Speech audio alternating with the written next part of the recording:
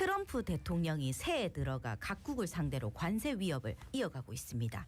연초부터 유럽, 캐나다를 때리기 시작하더만 결국에는 우리나라한테까지 난리지야.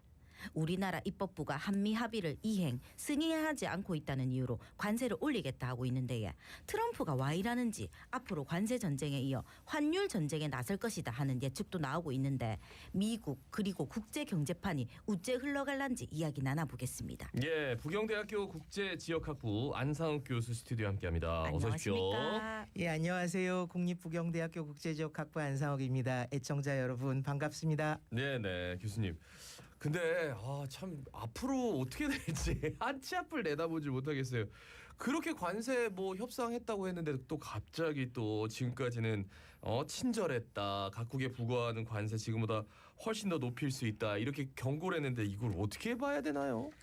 뭐 트럼프 대통령이 이미 일기행정부 때도 그렇게 나왔었었죠. 네네. 주의 한미 FTA를 그때 개정 협상을 하면서 미국에 대해서 이제 픽업 트럭 수출하는 걸 네. 25% 관세 내는 게 이제 2021년부터 면제하기로 됐는데 갑자기 20년을 추가한 거예요. 대신 철강 강세 25% 내는 거 면제해 주마. 쿼터수 좀 지키는 수준에서. 그러더니 철강 강세는 다시 지금 50%를 내게 됐어요. 네네. 반면에 지금 미국에 수출하는 픽업 트럭은 계속 25%를 내왔고 그러면서 지금 다른 나라에 대해서도 무역 협정을 맺어도 갑자기 또 수틀리면은 또 관세를 내겠다고 했다가 철회했다가 모든 게 지금 불확실한 상황입니다. 예. 그래요. 네, 이렇게 트럼프 대통령의 압박 대상이 한국만은 아니지. 연초부터 유럽, 캐나다, 대만 등 동맹 우방국을 연이 압박하고 있는데 이런 거를 우째 좀 해석해야 될까요? 트럼프 대통령의 특징은 이제 국제관계를 상호 신뢰관계가 아니라 거래관계로 보는 것 같습니다. 예. 일단 이분의 이제 이력을 보면 사업을 하셨는데 주로 부동산 사업을 하셨습니다. 네. 그러다 보니까 다른 정치인에 비해서 굉장히 생각하시는 타임 플랜이 좀 근시안이신 것 같아요. 근데 문제는 미국이 전 세계에서 신뢰를 쌓는 데는 오랜 세월이 필요했지만 신뢰를 잃는 건 한순간이거든요. 예. 아니 그러니까요. 그러면서 오히려 뭐 EU가 인도랑 FTA를 하고 그렇죠? 사우디가 이란이랑 뭔가 손을 잡는 느낌도 있고 그러면서 야, 이 정도면 노벨 평화상 받을 만하네 역설적으로 뭐 이런 얘기까지 나오는데 새해 들어 그린라드 합병 의지를 막 밝혔다가 반발이 심하니까 한 발 빼는 모습인데 이거는 또 계속 유효한 문제죠?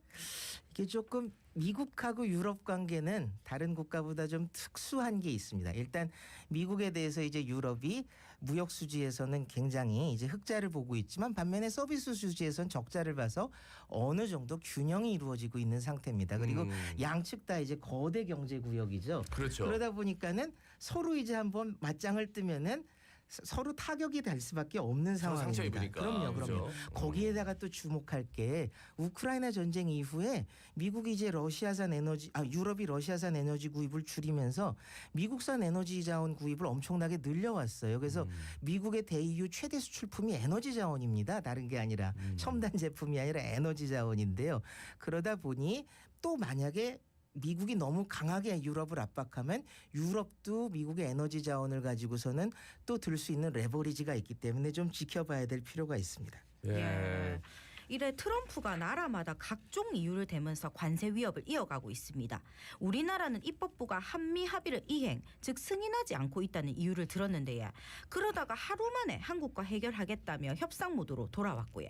트럼프의 진짜 속내를 알 수가 없기 때문에 요래도 추측하고 저래도 추측하고 있는데 이유를 좀 우째 분석할 수 있을까요? 일단 트럼프 대통령 본인도 본인의 속내를 알 수 있을까요? 일단 뭐가 내 마음 나도 몰라요? 네, 맞습니다.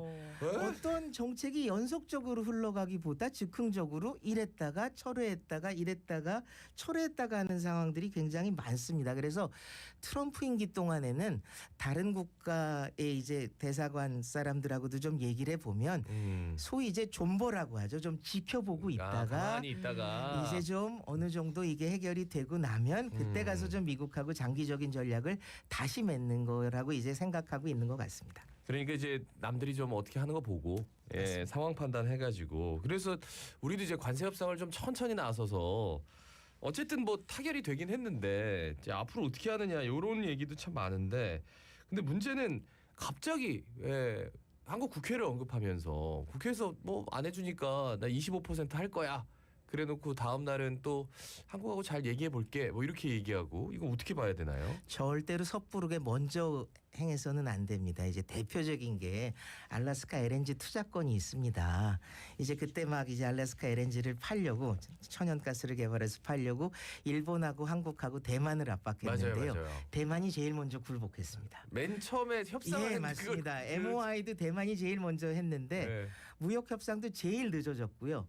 그리고 지금은 이제 대만의 반도체 산업을 미국으로 이전하라고 또 압박까지 더 막고 있는 상황인 거죠. 그러니까 미국에 대해서 너무 일방적으로 양보할 게 아니라 좀 더 장기적인 시작에서 좀 거래를 어떻게 틀어갈까 생각하면서 지켜볼 필요가 있습니다. 그러니까 하나의 거래를 너무 빠르게 아주 정말 좋은 호의로 이렇게 해주면 그 다음에는 뭐 더 달라고 보따리 다 내놔라 이렇게 얘기하니까 가능하면 아 여기 좀 껄끄러운데 이런 걸 좀 자꾸 보여줄 필요도 있겠네요. 물론입니다. 예. 예. 절대로 쉬운 상대로 보이면 안 됩니다. 쉬운 절대, 상대로 예. 보이면 안 된다. 예.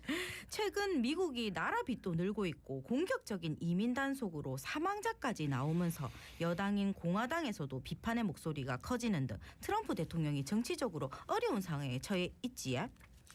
예, 그렇다고 볼 수 있는데요. 예. 제가 그래서 궁금해서 네. 진짜 지지율 수치를 한번 봤어요. 그래서 더 이코노미스트에서 이제 조사하고 있는 트럼프 이제 어프로블 레이팅 트래커 그러니까 여론조사 지지율을 쭉 추이를 본 걸 보니까 네네. 지금 지지한다는 응답이 38%, 지지를 안 한다는 응답이 56%입니다. 그런데 지금 프랑스 마크롱 대통령 지지율이 프랑스 여론조사 기관 이제 이포에 따르면 23%에 불과해요. 그런데도 프랑스 정부가 붕괴 안 하지 않았습니까? 예. 그건 무슨 얘기냐 하면 타격을 입고 있는 건 맞지만 콘크리트 지지층이 있기 때문에 쉽게 흔들리지는 않을 것 같습니다.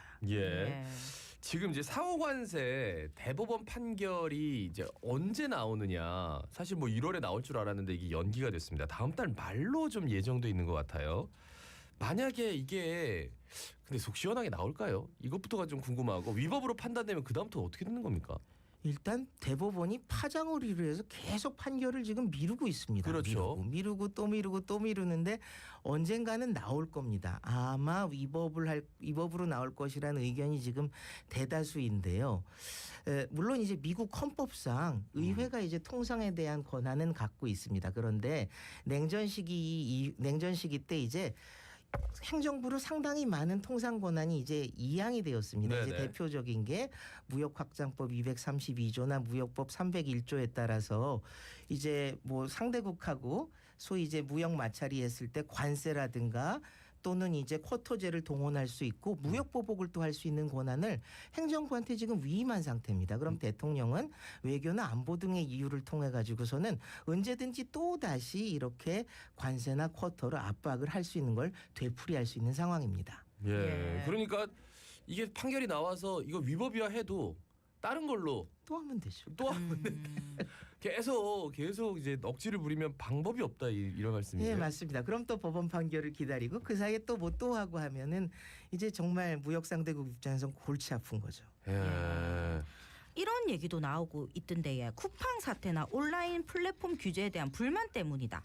정부는 일단 쿠팡과는 관계가 없다고 선을 그었는데 교수님은 어째 보십니까? 일단 쿠팡은 기본적으로 미국에 상장된 미국 기업입니다. 이제 예. 사업장이 이제 한국일 뿐이지요. 마찬가지로 또 한국 기업들 중에서도 사업장이 외국인 기업들도 한국 증시에 상장돼도 있을 겁니다. 그런데 이제 쿠팡에 관련돼서 이제 국내에서 정치권이 압박하고 있는 주요 원인은 개인정보 유출 사태입니다. 그런데 한국의 LG유플러스나 SKT나 KT나 모두 다 개인정보 유출을 겪었지만 이 정도로 강력한 정치권의 압박을 겪지는 않았습니다. 그런데 국내 정치적인 사정으로 지금 쿠팡에 대한 이제 압박이 많이 되고 있는 상황에서 미국 정부의 시각이 그렇게 썩 편하지만은 않을 거라고 생각을 합니다. 예. 그러면서 지금 가장 이슈가 되는 거는 연방준비제도 의장, 페드의 연준 의장 후임이 지명이 됐는데 이 케빈 워시예요. 이분의 뭐 성향에 따라서 막 금값, 은값이 폭락을 하고 뭐 난리도 아니었습니다만 특이점이 이게 쿠팡 사회이사예요. 그래서 어떻게든 트럼프 대통령 귀에는 이런 이야기들이 들어가지 않았을까? 뭐 이런 얘기들이 있다더라고요. 뭐 이제 그런 추측보다는 이제 케빈 워시가 비교적 트럼프 대통령이 선호하는 사람들 중에 또 월가에서도 지지를 받고 있어서 지명이 됐을 가능성이 제일 좀 클 것 같습니다. 그리고 일단 제롬 파월 지금 연준 의장하고는 트럼프 대통령이 아주 굉장히 사이가 좋지 않잖아요. 그렇죠. 심지어 지금 제롬 파월 의장은 검찰 수사를 받고 있습니다. 그렇죠. 예, 그렇습니다. 그래서 왜냐하면 지금 금리 인하 요구를 지금 제롬 파월 의장이 거부를 하고 있는데 네네. 케빈 워시도 일단 매파로 분류가 됩니다. 통화 확장에 대해서는 기본적으로 지금까지의 입장은 반대를 해왔는데 이제 그랬기 때문에 이제 어느 정도 하락하던 달러화가 반등을 하고 또 뭐 금은값이 막 변화하고 이런 이제 사태들이 이제 벌어지고 있는 거죠. 그렇지만 이제 향후 트럼프 대통령이 계속 지속적으로 금리나 압박을 요구할 때 과연 케빈 워시 차기 의장은 어떻게 반응할지는 좀 지켜봐야 될 것 같습니다. 저희는 사실 이분 면담할 때 면접 보잖아요. 예, 근데 이제 금리는 어떻게 생각하나 이런 거 아예 물어보지도 않았다. 그러면 사전에 교감이 있었다. 뭐 이런 얘기도 있더라고요. 아무래도 뭐 그런 걸 대놓고 물어볼 수는 없습니다. 왜냐하면 연준은 독립성을 갖고 있는 기관입니다. 예. 그 예를 중앙은행에 관련돼서는 각국마다 제도적인 차이가 있는데요. 미국의 연준은 굉장히 독립성이 강한 기관인데 네. 거기에다 대고 이제 트럼프 대통령이 금리 인하를 원하는데 그걸 어떻게 생각하느냐에서 답변을 하고는 굉장히 어떻게 보면 정치적으로도 위험할 수 있는 상황입니다. 그러니까 언론들도 트럼프라면 그거 물어봤을 수도 있는데 안 물어봤다는 게 여기 교감이 있었나 뭐 이렇게 생각하는 것 같더라고요. 예, 트럼프 행정부 2기가 관세 전쟁에 이어서 그 다음은 환율 전쟁을 할 거다라는 이런 예측도 있었는데 이런 행보가 시장에 특히 우리나라에 어떤 영향을 줄까요?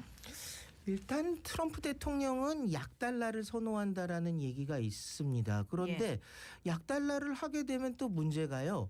그렇게 되면 지금 달러 가치로 되는 외국 제품들이 다시 물건값이 올라갈 겁니다. 이미 관세를 매겨서 해외 수입품들의 물건 달러 표시 가격이 올라간 상태인데 여기서 더 올라가면 국내에서 지금 인플레이션이 만들어질 거예요. 미국에서. 네네. 그런데 지금 올해 11월에 중간 선거가 있습니다. 이걸 또 트럼프 대통령이 어떻게 감내할지 또 다시 입장을 바꾸지 않을지도 있고요. 우리나라 같은 경우는 만약에 약달러 기조가 가더라도 또 우리 국내 정치적인 영향이 있습니다. 지금 5월에 지방선거가 있습니다. 그렇죠. 선거를 앞두고 모든 나라들은 돈을 풀고 싶어 합니다. 그렇게 되면 한국의 통합 팽창이 있고 또 거기에다가 엎친 데 덮친 격으로 우리는 미국에 3,500억 달러를 보내야 됩니다. 투자금을 약속했는데 이게 무려 490조 원어치입니다. 지금 트럼프 대통령은 조기 집행을 원하고 있는 상태이기 때문에 이게 또 지금 앞으로 어떻게 작용할지 굉장히 중요한 변수라고 생각합니다. 예. 그리고 이제 한미 양국 협상을 진행하는 상황에서 29일이죠. 미국 재무부가 한국을 환율 관찰 대상국 몇 번 지정했다가 뭐 풀었다가 막 이렇게 하는데 또 지정을 했어요. 이거 어떻게 봐야 될까요? 일단 우리도 조금 그 빌미를 준 게 그 국민연금 등을 동원해 가지고 이제 강하게 외환 시장에 이제 개입을 한 측면이 있습니다. 예, 그렇기 때문에 지금 원인을 해소하지 않고 분명히 한국에서 통합 팽창이나 여러 가지 원인들이 있는데 해소하지 않고 정부가 인위적으로 자꾸 개입하는 건 지속 가능하지도 않을 뿐더러 또 잘못하면 이렇게 또 환율 관찰 대상국으로 지정되는 그 악영향도 있을 수 있다고 생각을 합니다. 예. 트럼프의 관세 압박과 그린란드 병합 시도로 미국과 냉랭해진 서방 국가들이 잇따라 중국을 방문하면서 경제 협력에 나서고 있는 모습입니다. 트럼프 대통령의 행보가 유럽 시장에서도 뜻하지 않던 변화를 초래하는 모양새인데 국제 경제판이 바뀔 수도 있을까요? 예, 그렇다고 생각을 합니다. 오바마 대통령 때까지는 이제 중국을 압박하기 위해서 동맹국하고 스크럼을 짜고 이제 소위 대중국 공급망 디리스크 정책들을 밀어붙였는데 트럼프는 지금 동맹국들을 압박하면서 당장 인도 모디 총리가 중국으로 날아갔었죠. 지금 또 영국 총리는 중국하고 미국 사이에서 균형 외교하겠다고 선언했죠. 네. 프랑스하고 독일도 중국하고 점점 더 밀착하고 있죠. 이거 어떻게 보면 지금 트럼프 대통령이 기존에 이제 오바마가 잘 스크럼 따놨던 것들을 모두 다 헤쳐놓고 있는 지금 문제를 만들고 있는 것 같습니다. 예. 그러면은 앞으로 이제 우리가 어떻게 해야 되는지 어떤 준비를 해야 되는 겁니까 지금? 자, 이제 모든 질서는 파괴하려는 자와 또 이 질서를 지키려는 자가 있습니다. 우리 같은 중견국 입장에서는 질서를 지키는 게 유리합니다. 그러면 질서를 지키려고 하는 국가들하고 스크럼을 짜서 공동으로 대응하는 게 중요하다고 생각합니다. 그거는 한국에도 마찬가지고 부산에도 마찬가지입니다. 예, 그럼 지키려는 나라 중에 대표적으로 어디가 떠오르세요? 유럽연합이나 아세안 같은 국가들은 다자간 무역 질서를 아무래도 지키고 싶어하고 있습니다. 그렇기 때문에 아세안이나 EU하고 협력을 좀 더 강화할 필요가 있다고 생각합니다. 근데 협력 강화하는 모습 자체가 또 트럼프 눈밖에 나는 건 아닙니까? 일단 의존도 자체는 축소를 해야겠죠. 저희도 이제 한한령 때문에 중국에 대한 의존도를 축소했듯이 또 어쩔 수 없이 또 상황이 변하면 미국에 대한 의존도를 축소해야 될지도 모릅니다. 알겠습니다. 말씀 여기까지 듣겠습니다. 지금까지 국립부경대학교 국제지역학부 안상욱 교수였습니다. 고맙습니다. 고맙습니다. 오늘. 예, 감사합니다.